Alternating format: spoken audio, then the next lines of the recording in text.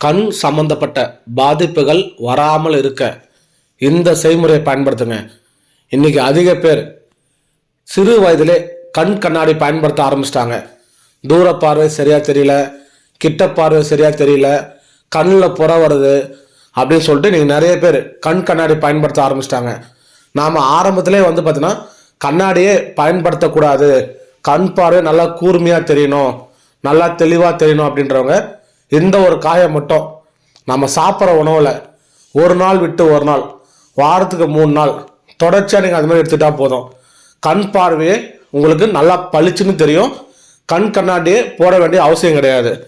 மஞ்சள் பூசணிக்காய் நீங்கள் சாப்பிட்ற உணவில் காலையிலோ இல்லை மதியமோ ஏதாவது ஒரு வேளை நீங்கள் கூட்டாக செஞ்சு சாப்பிட்டா மட்டும் போதும்.